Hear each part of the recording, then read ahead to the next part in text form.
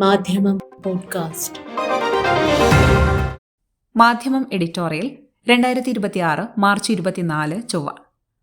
ദലിത സ്ത്രീ ഉണ്ടാക്കിയ ഭക്ഷണം കഴിക്കരുതെന്ന് കുട്ടികളെ നിഷ്കർഷിക്കുന്ന മാതാപിതാക്കളും പട്ടികജാതിക്കാരന്റെ മേൽ മൂത്രമൊഴിക്കുന്ന മേൽജാതിക്കാരും ഏത് വികസിത ഭാരതത്തിന്റെ അടയാളങ്ങളാണ് എന്ന ഭുയാന്റെ ചോദ്യം ചെന്നു തറയ്ക്കുന്നത് വികസിത ഭാരതത്തിന്റെ നെഞ്ചിലാണ് എന്ന ആശങ്ക പങ്കുവയ്ക്കുന്നതാണ് ഇന്നത്തെ എഡിറ്റോറിയൽ. നീതി നിർവഹണത്തിന്റെ കണ്ണാടി കാഴ്ച. ബംഗളൂരുവിൽ ഞായറാഴ്ച സുപ്രീം കോടതി ബാർ അസോസിയേഷന്റെ പ്രഥമ ദേശീയ സമ്മേളനത്തിൽ സുപ്രീം കോടതി ജഡ്ജി ജസ്റ്റിസ് ഉജ്ജൽ ഭുയാൻ നടത്തിയ നിരീക്ഷണങ്ങൾ ജനാധിപത്യ വിശ്വാസികൾക്ക് സമാശ്വാസം പകരുന്നതുപോലെ തന്നെ ജനാധിപത്യ സംവിധാനങ്ങളുടെ സൂക്ഷ്മ പരിശോധനയ്ക്ക് വിഷയീഭവിക്കേണ്ടതുകൂടിയാണ്.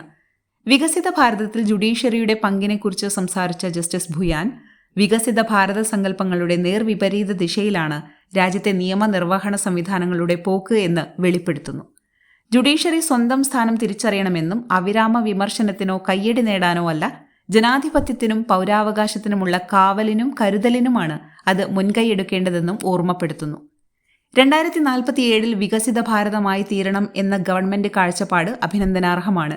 എന്നാൽ സാമ്പത്തിക വളർച്ച പൗരരുടെ സ്വാതന്ത്ര്യത്തിന്റെയും അന്തസ്സിന്റെയും ചെലവിലായിക്കൂടാ. വികസിത ഭാരതത്തിൽ വിയോജിപ്പിനും സംവാദത്തിനും കൂടുതൽ അവസരങ്ങൾ ഉണ്ടാവണം. വിയോജിപ്പുകൾ ഒരിക്കലും കുറ്റകൃത്യമായി കണ്ടുകൂടാ.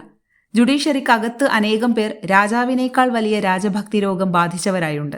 കുറ്റാരോപിതരുടെ വിചാരണയില്ലാത്ത ദീർഘകാല തടവിന് കാരണം ഈ രോഗമാണെന്നും ഭുയാൻ നിരീക്ഷിക്കുന്നു. സുപ്രീം കോടതിയിലെ സിറ്റിംഗ് ജഡ്ജി വെറുതെ ആരോപണം ഉന്നയിക്കുകയല്ല.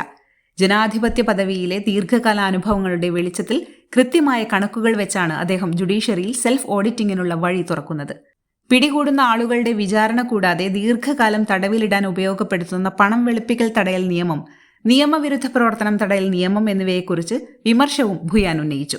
ഉഗ്രശേഷിയുള്ള ആയുധമാണ് PMLA. എന്നാൽ ഏതായുധവും പോലെ അമിത പ്രയോഗമായാൽ അതിന്റെയും പ്രഹരശേഷി കുറയും. അതുപോലെ തന്നെ UAPയെയും അദ്ദേഹം പറയുന്നു. ആയിരക്കണക്കിന് ആളുകളെ പിടിച്ച് ജയിലിലടക്കുന്ന ഈ വകുപ്പിൽ കുറ്റം ചുമത്തപ്പെടുന്നത് 1 മുതൽ 6 വരെ ശതമാനം ആളുകളുടെ പേരിൽ മാത്രമാണ്. കേന്ദ്ര ആഭ്യന്തര മന്ത്രാലയം പാർലമെന്റിൽ വെച്ച 2019 മുതൽ 2023 വരെയുള്ള കണക്കാണിത്. ഇതനുസരിച്ച് കുറ്റം ചുമത്താനാവാതെ വെറുതെ വിടുന്നതിന് കൂടുതൽ സാധ്യതയുള്ള കേസുകളിൽ 5ഉം 6ഉം അതിൽ കൂടുതലും വർഷങ്ങൾ ആളുകളെ തടവിലിടുന്നത് ഭരണഘടനാപരമായി അതിഗുരുതരമാണ്. വിദ്യാർത്ഥികളെപ്പോലും ഒരു പ്രകടനത്തിന്റെ, പ്രതിഷേധത്തിന്റെ, സമൂഹമാധ്യമ പോസ്റ്റിന്റെ തുടങ്ങി നിസ്സാര കാരണങ്ങളുടെ പേരിൽ പിടികൂടുകയാണ്. FIRഉം അന്വേഷണവുമൊക്കെയായി നടപടിക്രമങ്ങൾ നീണ്ട് ഒടുവിൽ കേസ് സുപ്രീം കോടതിയിലെത്തുന്നു. അവിടെ നിന്ന് പ്രത്യേക അന്വേഷണ സംഘത്തെ നിയോഗിക്കേണ്ടി വരുന്നു. ഇവിടെ കോടതിക്കും ഫലപ്രദമായ പ്രതിരോധം തീർക്കാനാവില്ലെന്ന സ്വയം വിമർശനവും അദ്ദേഹം നടത്തുന്നുണ്ട്. ഭരണകൂടത്തോട് അവരേക്കാൾ അമിതഭക്തി പുലർത്തുന്നവർ രംഗം കൂടുതൽ വഷളാക്കുന്നുണ്ടെന്നാണ് ജസ്റ്റിസിന്റെ പക്ഷം. രാഷ്ട്രീയക്കാർക്ക് അവരുടെ ലക്ഷ്യങ്ങളാവാം, എന്നാൽ ജുഡീഷ്യറി അതിന് വഴങ്ങേണ്ടതുണ്ടോ എന്ന സംശയമാണ് അദ്ദേഹം ഉന്നയിക്കുന്നത്. സ്വാതന്ത്ര്യലബ്ധിക്ക് 3/4 നൂറ്റാണ്ട് പിന്നിട്ടിട്ടും സാമൂഹിക സമത്വത്തിൽ ഇന്ത്യ എവിടെയും എത്തിയില്ല എന്നതും പ്രഭാഷണത്തിൽ എടുത്തുകാട്ടുന്നുണ്ട്. ദലിത് സ്ത്രീ ഉണ്ടാക്കിയ ഭക്ഷണം കഴിക്കരുതെന്ന് കുട്ടികളെ നിഷ്കർഷിക്കുന്ന മാതാപിതാക്കളും പട്ടികജാതിക്കാരന്റെ മേൽ മൂത്രമൊഴിക്കുന്ന മേൽജാതിക്കാരും ഏത് വികസിത ഭാരതത്തിന്റെ അടയാളങ്ങളാണ് എന്ന ഭുയാന്റെ ചോദ്യം ചെന്നു തറക്കുന്നത് വികസിത ഭാരതത്തിന്റെ നെഞ്ചിലാണ്. വികസിത രാഷ്ട്രം സ്ഥാപിക്കേണ്ടത് പൗരരുടെ അന്തസ്സാർന്ന ജീവിതത്തിനുള്ള സ്വാതന്ത്ര്യത്തിലാണ് എന്ന കാര്യമാണ് ഭുയാൻ വിസ്തരിച്ചു പറഞ്ഞത്. അദ്ദേഹത്തിന്റെ വാക്കുകളിൽ പുതുമയൊന്നുമില്ല.